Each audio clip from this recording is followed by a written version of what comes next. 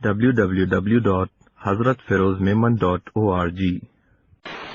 مولانا منصور صاحب شیخ الحدیث ہیں ساؤتھ افریقہ میں، حضرت والا کے خلیفہ ہیں۔ فرماتے ہیں کہ ماہ رمضان عہد وفا کی تجدید، ماہ رمضان عہد وفا کی تجدید، ناصر رو رو کے رب کو منا لینے دو، رونا نہ آئے، رونے والی شکل بنا لیں، ابکو فَإِلَّمْ تَبْكُوا فَتَبَاكَوْا، رونا نہیں آتا، رونے والی شکل بنا لیں۔ اور رونے والی شکل کوئی کہ نہیں آتی تو ظاہری بات ہے ہماری غلطی ہوگی، رونے والی شکل میں کیا دیر لگتی ہے۔ اور اللہ تعالیٰ کیا فرما رہے ہیں، یا ایھا الذین آمنوا کتب علیکم الصیام کما کتب علی الذین من قبلکم لعلکم تتقون، اے ایمان والو تم پر روزے فرض کیے جاتے ہیں۔ جو پاورفل آدمی ہوتا ہے وہ جب آرڈر ایشو کرتا ہے تو کہتا ہے اس پر عمل کرو ورنہ تمہاری کھال کھینچ کر بھوسا بھر دوں گا۔ اور بادشاہوں کو بادشاہت کی بھیک دینے والے ربا، پیارے رب کس پیارے عنوان سے فرما رہے ہیں، اے ایمان والوں، یعنی میرے عاشقوں، تم پر روزے فرض کیے جاتے ہیں۔ ارجنٹائنا میں 21 گھنٹے کا روزہ ہے، بیلجیم کا پچھلے سال مجھے کسی نے بتایا تھا 22 گھنٹے کا روزہ۔ اب 21 گھنٹے 15 گھنٹے ہمارا، تو دل میں ڈر لگے گا کہ ہم مر جائیں گے پھر کیا ہوگا۔ کما کتب علی الذین من قبلکم، تم سے پہلے والوں پر بھی روزہ فرض ہوا نا، اس میں تو کوئی نہیں مرا تو تم بھی نہیں مرے گا۔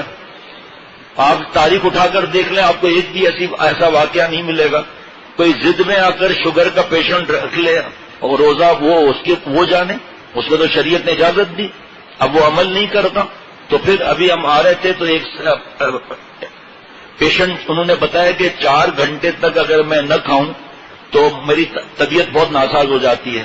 مفتی صاحب سے پوچھو آپ، آج ظہر میں ایک صاحب سفید داڑھی والے پرانے دوست یہاں کے نمازی اور غمگین اداس، میں نے کہا بھائی یہ وعیدیں ان کے لیے ہیں جو جان بوجھ کے روزہ نہیں رکھتے، آپ اور ہم تو پینشن والے ہیں۔ جب آپ کو ڈاکٹر کہہ رہا ہے، ایک صاحب کا اسی طرح میں سمجھاتا ہوں، اس بار شب برات میں مجھ سے پوچھے بغیر روزہ رکھ لیا، دوسرے دن مجھے کہنے لگا کہ میرے کو نئی زندگی ملی ہے۔ میں نے کہا کیا ہو گیا؟ کہاں؟ ارے مرتے مرتے بچاؤں۔ میں نے کہا کیا ہوا؟ کہ کل عصر نماز کے بعد میں گیا تھا اوپر اللہ کے پاس، تو اللہ نے واپس بیچ میں بھیج دیا۔ میں نے کہا آپ کو پنچایت کیا تھی روزہ رکھنے کی؟ بابا 85 سال آپ کی عمر ہے، خامہ کا پنچایت کر رہے ہیں، اور اگر کلٹی ہو جاتے اور پھر فرائض سے بھی محروم ہو جاتے۔ اب حدیث پاک سنیے اور انشاءاللہ تعالی اللہ سے دعا بھی کریں کہ اللہ ہمیں محروم نہ فرمائے۔ جو رمضان شریف سے محروم ہوا، محروم ہی ہے وہ۔ اور عجیب بات سنیں آپ حدیث پاک کی، جس نے رمضان شریف میں گناہ نہ چھوڑا، جس نے رمضان شریف میں گناہ نہ چھوڑا، اللہ کے لیے اس کا بھوکے، مفہوم بتا رہا ہوں، اللہ کا تعالیٰ کو اس کے بھوکے رہنے کا کوئی وہ نہیں ہے کہ بھوکا صرف بھوکا ہے۔ اور اللہ تعالیٰ فرما رہے ہیں کما کتب علی الذین من قبلکم، تم سے پہلے والوں پر بھی روزہ رکھا گیا۔ وجہ کیا ہے؟ دیکھیں وجہ کیا ہے، لعلکم تتقون، میرے ولی، میرے پیارے، میرے دوست بن جاؤں۔ اور آپ بچپن سے ہم آپ پر حدیث سنتے ہوئے آ رہے ہیں کہ آپ صلی اللہ تعالی وسلم نے یہ جو ممبر ہے، پہلی سیڑھی پر پیر رکھا آمین، دوسری سیڑھی پر پیر رکھا آمین، تیسری سیڑھی پر پیر رکھا آمین۔ صحابہ رضوان اللہ علیہ مجمعین نے کبھی ایسا دیکھا نہیں تھا۔ تو عرض کیا کہ نبی صلی اللہ علیہ وسلم کیا وجہ؟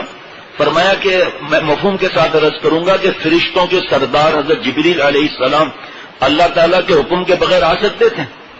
حضرت جبریل علیہ السلام تشریف آسمان سے حاضر ہوئے اور انہوں نے پہلی سیڑھی پر جب میں نے پیر رکھا تو آسمان سے بد دعا لائے کہ ہلاکت ہو اس کے لیے جس کو مفہوم عرض کر رہا ہوں کہ بوڑھے ماں باپ ملیں یا صرف ابا یا صرف اماں اور ان کی خدمت کرے، اپنی خدمت کر کے اپنی مغفرت نہ کرائیں۔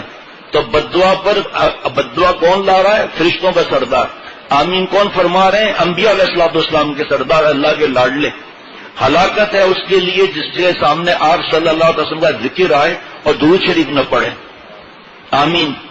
اور ہمارے حضرت ایک مجلس میں ایک بار واجب ہے جواب دینا، اس کے بعد جناب ہمارے حضرت والا کو ہم نے دیکھا ایک مجلس میں اگر 20 دفعہ آپ صلی اللہ علیہ وسلم کا ذکر آیا، آپ حضرت یہ کتابیں اٹھا کر دیکھ لیں، 20 بار درود شریف۔ زبان گھسے گی کیا؟ نہیں گھسے گی نا، اور گھس بھی جائے تو کیا ہے، جان بھی رہے تو کیا ہے۔ اور ہلاکت ہے اس کے لیے جس کو رمضان شریف ملے اور اپنی مغفرت نہ کروائے، یعنی گناہ نہ چھوڑے، معافی نہ مانگے ہم لوگ اللہ تعالیٰ سے۔ www.hazratfirozmemon.org